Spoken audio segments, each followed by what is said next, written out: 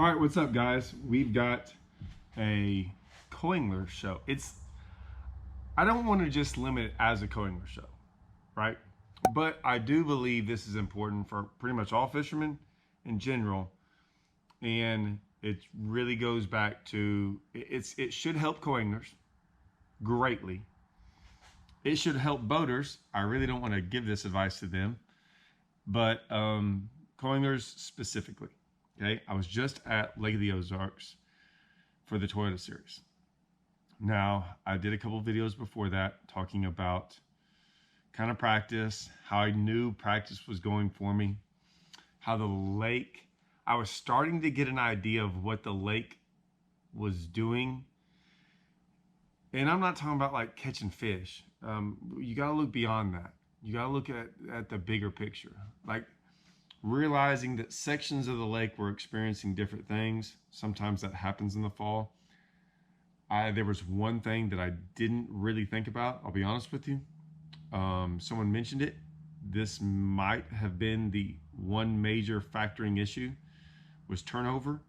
And turnover I look at differently, but that's a whole nother subject to get into, because I think it's I think it's probably one of the hardest things to understand, and probably the one thing I don't know the most about, and the one thing I don't think most people know about. I think most people just kind of say it and they don't really understand it. I don't think much has ever been talked about it, and I think it's very different for every single lake, and every single year is different, and whether it even happens or not on certain lakes, there's a whole thing to it, and we're not going to get into that. But what I wanted to talk about is like the mindset of a co-angler. And is there a cheat code? Okay. Now, I don't like using the word cheat when we're talking about fishing, but there is sometimes a cheat code for coinglers. Okay. This, I think, is one of them, specifically at Lake of the Ozarks. Now, not every lake has this cheat code. I think a lot of them do, and it looks different every single time. Right? Every single time you go to a lake, or every single lake you go to, there might be a cheat code that man, if you were going to fish that lake, you probably need to know. Okay? Well, here's Lake of the Ozarks. Lake of the Ozarks was fishing very tough. I'll have to go back and look. I'm not going to go look at the results. But I did look after day one, because someone said there was something like there's like 83 coinglers zeroed. That wasn't true. I think at least 50 of them zeroed. I would guess there weren't.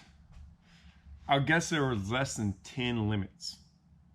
I could be wrong about that, but I'm guessing there was less than 10 limits. There had to have been, and here's why. I remember 5 or 6 pounds. A guy had a 5-pounder as a coingler, and I think was in the top 10, if I remember correctly. I could be wrong, but it's close. So, yeah, it was hard to catch fish. Now, Lake of the Ozarks for me was hard to catch keeper fish, like 15-inch largemouth. Very hard to catch. You can catch 12-inch spots, Kentucky bass, whatever you want to call them, and those keep as well.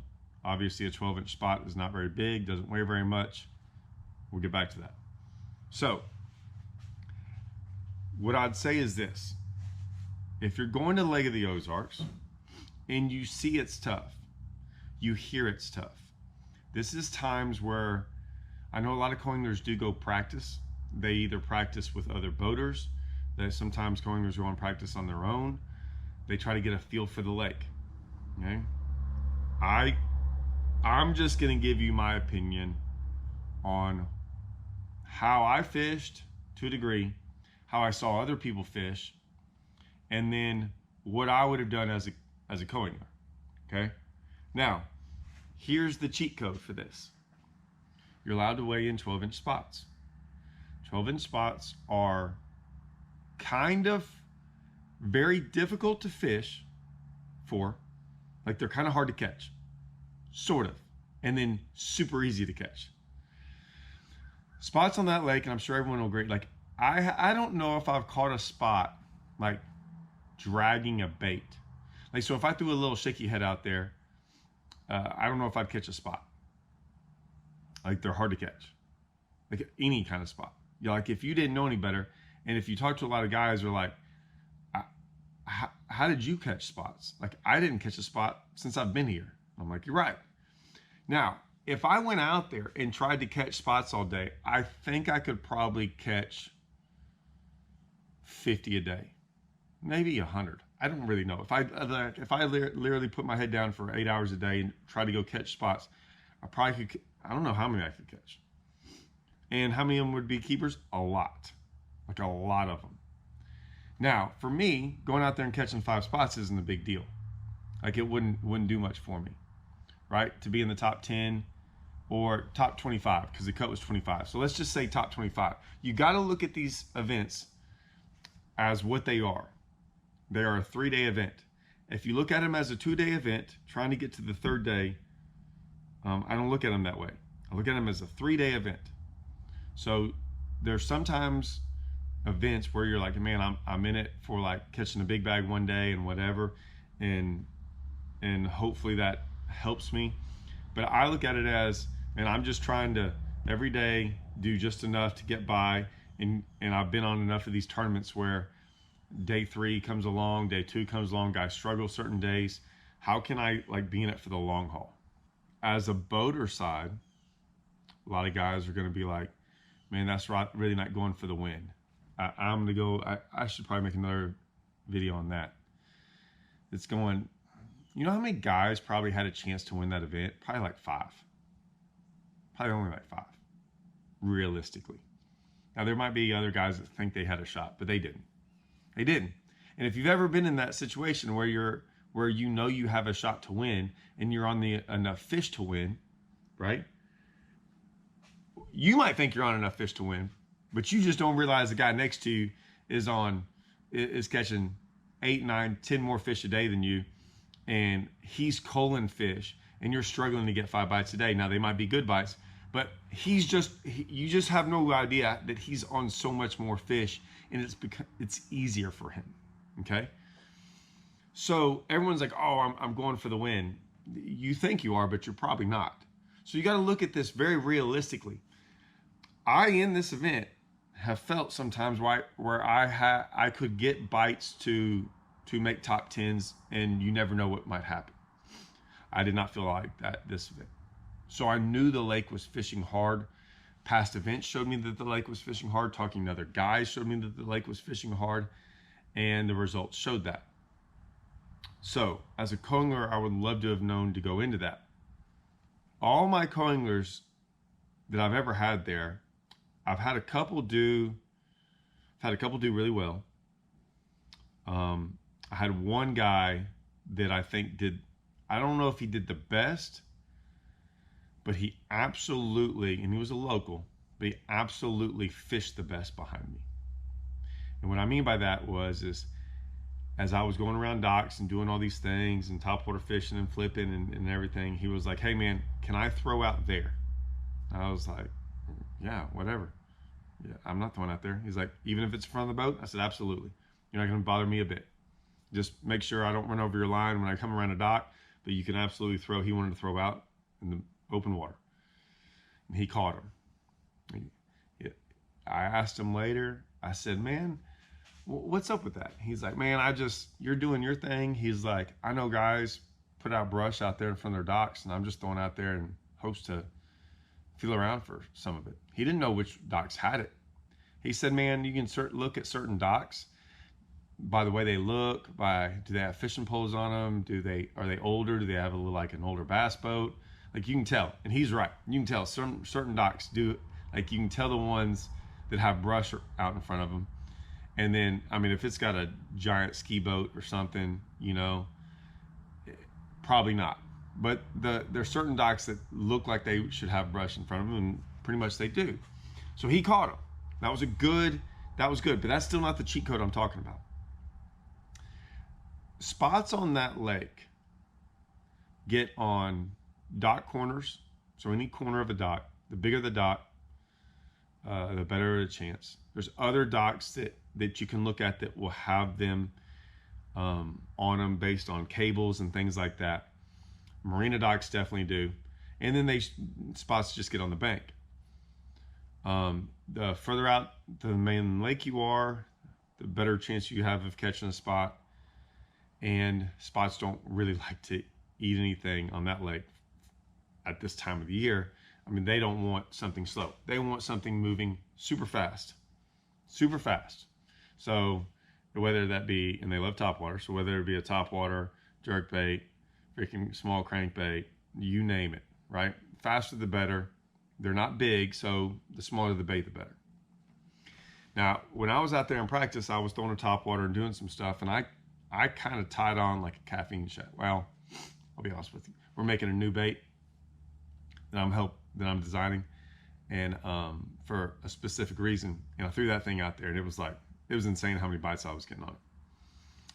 I didn't throw it in the tournament very much because for different reasons, but we're not going to get into that. But this bait is interesting. Something it's special because of how we're going to use it. But I used it for a different reason, just to kind of throw out there. Now, when I got bites, a lot of them missed it and stuff because it was a really big bait. The prototype's big. That's why I didn't throw it, because of that. A lot of them were like hitting, like spots were coming after it and not eating it and stuff like that. I think, I know for a fact I could have downsized. And what I could have done is thrown like our smallest caffeine shad. And that's what I would have done. Now, I would have done that probably the entire event, depending on who I went with. Now, granted, you couldn't have done that sometimes if some of the guys, depending on how they fished, right? But I saw enough guys fish around places that you could do it.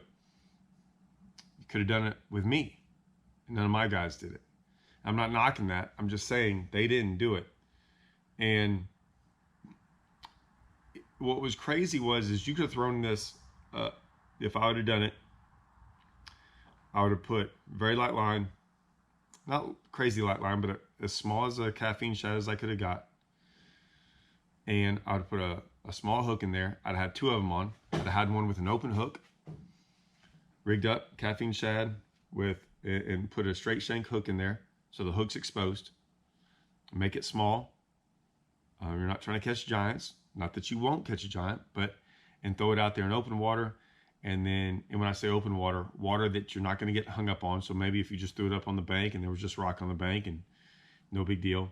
But if you were worried about that, worried about docks, kind of landing on the dock, which would be an issue. You don't want to mess up your boat or anything else, like getting hung up all the time. You could rig one, Texas rig without the weight and just throw on that thing. And you would have caught fish. Now, would you have caught 5 13-inch spots all day long and that's all you would have had? Maybe. We were kind of talking about them. They probably weigh 1 1.25. So you would have had 5 pounds minimum. And I just said 5 pounds wasn't that bad. Now, you could have caught a 2-pounder in there, or a couple 2-pounders.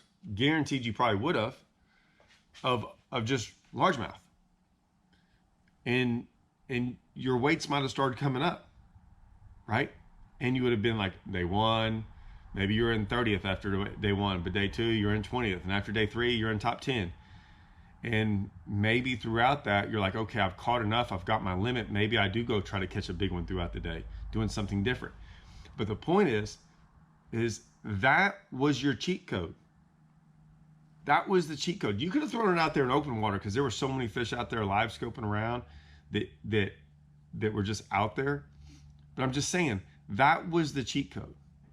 I've almost never seen anyone do it with me at Lake of the Ozarks, ever. Ever. And I don't understand why.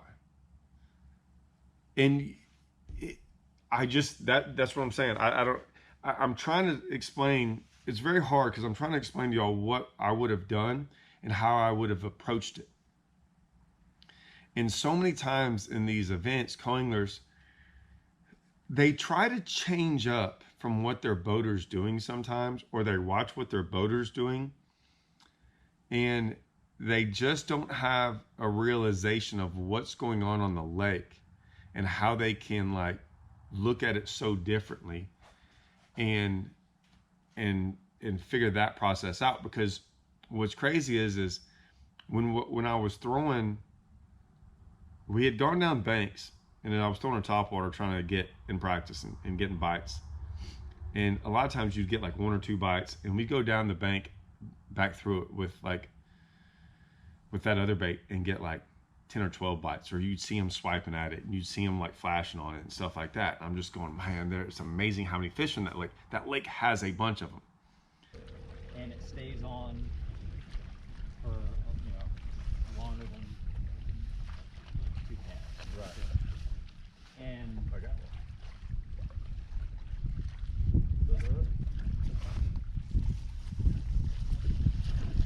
I threw it on the bank.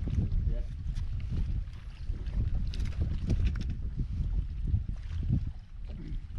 And so basically, And so you can easily go behind people all day long, especially a guy flipping a dock. The guy's flipping a dock. You could literally just throw that thing around and throw it at the bank, throw it at docks behind you, throw it out there in the middle, just throw it. You are going to work it super fast because you're twitching it. So you're going to make 3 times as many casts as he is. You're going to cover water that he's never covering, which is giant. It's why I said that the guy behind me that day, why I thought he fished the best besides anyone else, is because he never fished. He got to fish all new water all day, and it never affected me. It didn't bother me. Because I didn't even care if he threw in front of, when I say in front of the boat, as you go around docks, you kind of have to go in and out, in and out. And as I was going in and out, he just said, hey, I'm going to throw where you're going, but away from the dock, like 30, 40, 50 feet away from the dock with a Carolina rig or a little shaky head or whatever. He was never throwing, he was throwing in front of the boat, but I didn't care. I was never going to cast out there. Like, that's totally fine. I was like, yeah, go for it. Like, when guys say that, I'm like, dude, whatever you want to go do. I don't feel rushed. I don't feel like he's trying to throw in front of me. I don't feel like any of that stuff. And he looked at it as like, man, I get to fish all brand new water. I get to throw every single time I throw, I'm throwing out water that hasn't been fished for. It's brilliant. These are the things that sometimes, and I'm not saying you can do this everywhere. I get it. But once again, there's cheat codes. I'll tell you the cheat code on Rayburn. It's Carolina rig. 12 months, I'm almost all the time. Almost all the time. And Toledo Bend's the same way. You can throw it an absolute mile. It doesn't matter. It doesn't matter if you're shallow, if you're deep, grass, no grass, whatever it is. You're going to catch them on that thing. One day you might catch 8 pounds. The next day you might catch 28. Trust me. But you can catch fish on it. Inside the grass, outside the grass edge, no grass, freaking 30 foot of water, 20 foot. I mean, now is there going to be times where some guy's live scoping out there in 40? Yeah, I get that. That's not what I'm talking about. I'm talking about normal, fairly normal situations where you can do something slightly different and catch them. Now, like I said, the cheat code was the spots. And I know they're small. The thing is I caught spots and largemouth the whole time because I kind of fished in a way that I can catch both. Not on purpose. I'm going for largemouth. It's just a bonus that I catch spots throughout the day. And if I don't catch enough largemouth, I got spots. So that's why I wait in a limit every day. I told one of those guys that, I told my buddy, I'm not going to say who it was. And he was like, I didn't even catch those. I'm like, you might need them. He did really good in the event. He did not catch a limit day 2 or day 3. Still made the cut. I was like, man, 2 extra pounds would have been good on day 2. A couple more pounds on day 3, you'd have moved up. I mean, and I was like, hey, I'm not saying, I know it's like, hey, I'm not going to go waste my time doing that, right? A lot of boaters have said that. I'm not going to go waste my time. you've got to eventually come to a realization sometimes of like what you're really on. Like, what are you really on? Are you really on enough to do good? Because I hate when people go, man, I'm gonna go throw this big giant bait and swing for the fence. No, I said this over and over again. No, you're gonna go zero. Guys that hit home runs in the major leagues don't just randomly swing. The Barry Bonds wasn't just randomly swinging. Shohei Ohtani's not just randomly swinging hoping he hits a home run. They're freaking very calculated on how they hit a home run. It's not like I'm just going to grab the biggest bat out here and I'm going to swing with my eyes closed as hard as I can and hope the ball goes over the fence. No. But a lot of guys say that in fishing. It makes them, it's so when they zero or they do bad, they're like, well, I mean, you know, that's what I was going for. I guess. Look, man, there was one winner in that event. Shout out to Jared Littner. He was on them. He was on them. He probably wasn't worried about trying to catch a spotted bass or not have a limit. He was dialed in. And I'm not saying it was easy. I'm not going to say that. But I guarantee you it was easier for him than most. And so when it's like that, yeah, I would never recommend him go do that. But for other guys, like a guy that goes out there and catches 5, and he might be in the top 5, but he only caught 5 all day long. And he goes out there the next day and it's 12 o'clock and he's got 1 or 2. And he's like, man, things have changed.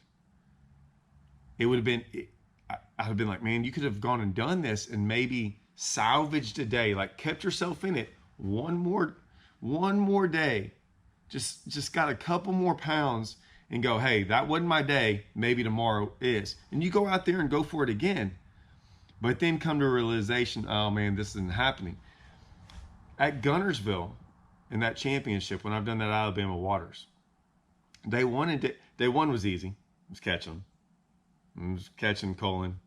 I mean, I stopped doing one pattern, started doing another pattern, whatever. Day 2 got harder, right? Still had them, didn't have them as big.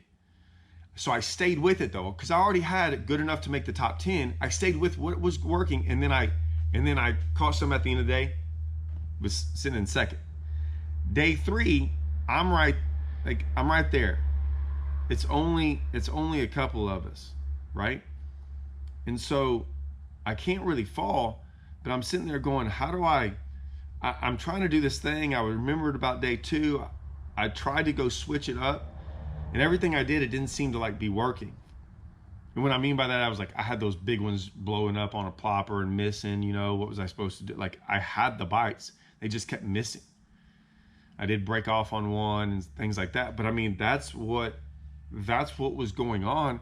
So it wasn't about getting bites. It was just a kind of a random thing. But I wouldn't have, at that point in time, no, I wouldn't tell anyone to go like fish for 1-pounders. But if I'd gone out there and 12 o'clock rolled around and I knew how to go catch some 1-pounders and I had one fish in the box going, okay, I got to get something going, maybe. But even on day 3 in a championship, probably not. But leading up to that, yeah, man. If I was leading the event on day 1 and it was 12 o'clock and I had one fish in the box, man, yeah, I'm gonna think about going and trying to catch some 1-pounders if I knew how. And like I said, that place is a place you can go do that. So I'm just bringing all that up because I'm saying there's cheat codes out there. What I mean by that, right? There's ways to do stuff, and you got to look at it differently. Now that will separate you in the Coingler division. Might even separate you in the Butter division, but I don't even want to give those guys that advice. So it's something to think about. If you got any questions, comments, write them down. Maybe I'll do another video for y'all. All right. See y'all.